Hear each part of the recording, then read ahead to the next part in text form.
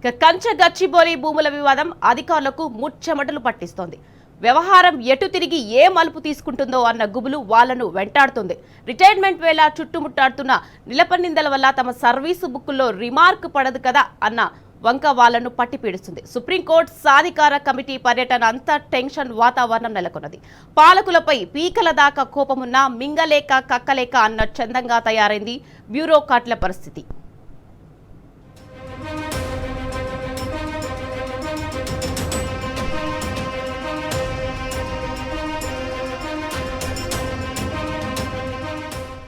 Hyderabad central university భూముల వ్యవహారంలో all India services అధికారుల చుట్టూ ఉచ్చు బిగుసుకుంటోంది. ఉండుండి ఈ దిక్కుమాలిన వివాదం ఇప్పుడే చెలరేగాల అని అతి త్వరలో పదవీ విరమణ చేస్తున్న అధికారులు విసుక్కుంటున్నారు. కొంపదీసి ఈ తంతు వల్ల మచ్చలేని తమ కెరీర్పై లేనిమరక పడదు కదా అన్న అనుమానం వాళ్ళను వేధిస్తోంది. ఎంపవర్డ్ కమిటీ పర్యటన తర్వాత ఏ క్షణం ఏం జరుగుతుందో అన్న ఉత్కంఠ అధికారుల కంటి మీద కొనుకు లేకుండా చేస్తోంది. టీజీఐఏసీ అధికారుల అత్యుత్సాహం రాష్ట్రంలోని 3 అతి కీలక విభాగాల అధిపతుల్ని చుట్టుముట్టి వాళ్లని పుట్టిమునిగేలా చేస్తోంది. సాక్షాత్తు ప్రభుత్వ పరిపాలనాధిపతినే జైల్లో పెడతామని ఢిల్లీలోని అత్యున్నత న్యాయస్థానం వ్యాఖ్యానించిన నాటి నుంచే వివిధ విభాగాల ఉన్నతాధికారుల్లో అంతర్మదనం మొదలైంది. అపెక్స్ కోర్టు కామెంట్స్ వాళ్లను మానసికంగా కుంగదీశాయి. ప్రభుత్వ ప్రధాన కార్యదర్శి శాంతికుమారి ఈ నెల 30వ తేదీన పదవీ విరమణ చేస్తోంది. సర్వీసు ఆఖరి క్షణాల్లో కంచెగచ్చిబౌలి భూముల విషయంలో అనివార్యంగా ముఖ్య భూమిక పోషించడం, అది చినికి గాలివానలా తయారవడం, అపెక్స్ కోర్టు వరకు వెళ్లడం, ఏకాఏకి తన కెరీర్పై మరకపడే స్థాయికి అది టర్న్ తీసుకోవడం లాంటి పరిణామాలు ఆమెకు మింగుడు పడడం లేదు.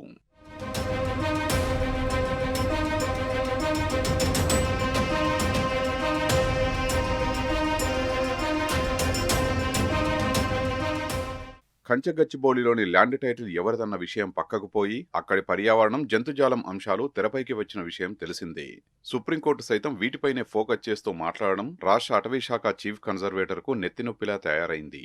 సర్వే నంబర్ 25లో ఉన్న వృక్ష సంపద, ఆవాసం ఏర్పరచుకున్న విభిన్న జంతుజాలం మనుగడలను దృష్టిలో ఉంచుకుని ఆ స్థలాన్ని ప్రొటెక్టెడ్ ఏరియాగా ఎందుకు పరిగణించకూడదు? అలాంటి చోట ఇష్టారాజ్యంగా చెట్లు నరుకుతుంటే మీరేం చేస్తున్నారు?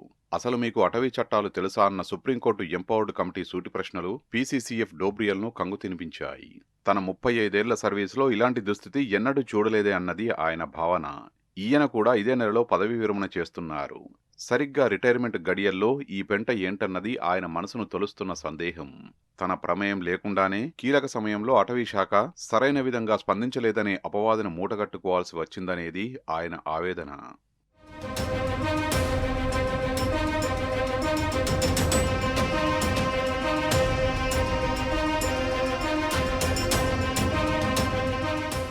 గచ్చిబౌలి భూముల నీలిమేఘాలు సీఎం కార్యాలయంలో పనిచేస్తున్న మరో సీనియర్ ఐఎఫ్ఎస్ అధికారి చంద్రశేఖర్ రెడ్డిని సైతం అలుముకున్నాయి.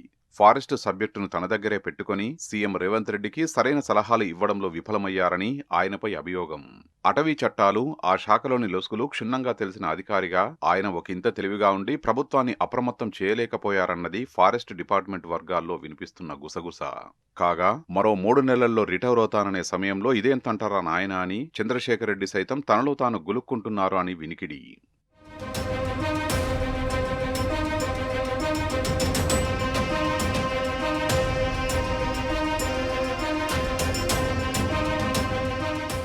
ఇక రాష్ట్ర పోలీస్ బాస్ది ఇదే కథ. వన సంరక్షణపై పెద్దగా పట్టింపు లేకుండా నిర్లక్ష్యం చేసిన తెలంగాణ ఇండస్ట్రియల్ ఇన్ఫ్రాస్ట్రక్చర్ కార్పొరేషన్ కోరితే కంచెగచ్చిబౌలిలో అంత పెద్ద ఎత్తున పోలీస్ బందోబస్తు ఎందుకు పెట్టాల్సి వచ్చిందని స్థానిక డీసీపీ అవినాష్ మహంతి ఐపీఎస్ ను సుప్రీం సాధికారిక కమిటీ నిలదీయడంతో ఖాకీలు నీళ్లు నమలాల్సి వచ్చింది. ఈ లెక్కన ఒక దొంగ తాను దొంగతనం చేసే ఇంటికి కాపలా అడిగితే కూడా మీరు ఇలాగే ఫోర్సును పంపుతారా అన్న కమిటీ ప్రశ్న పోలీసులను నైతికంగా చిదిమేసింది, మానసికంగా చంపేసింది. ఒక రకంగా ఈ పరిణామాలన్నీ ఇన్ఛార్జి డీజీపీగా ఉన్న జితేందర్ పరువును గంగలో కలిపాయన్నది టాక్. సెప్టెంబర్ నెలలో రిటైర్ అవుతున్న నాకు ఈ కర్మ ఏంటిరా బాబు అని ఆయన సైతం తల బాదుకుంటున్నారన్నది పోలీస్ హెడ్ క్వార్టర్స్ వర్గాల టాక్.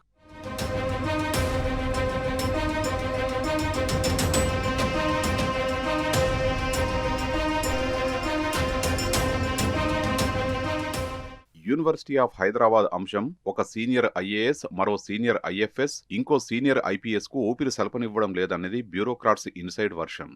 ఇదిలా ఉంటే ఈ మొత్తం వ్యవహారంలో బ్యూరోక్రాట్లు ఇష్యూ నుంచి తప్పించుకునే క్రమంలో వాళ్ళు పరస్పరం బురద జల్లుకుంటున్నారట. తప్పు మీదంటే మీదని ఒకళ్లపై మరొకళ్ళు ఆరోపణలు గుప్పించుకుంటున్నారట.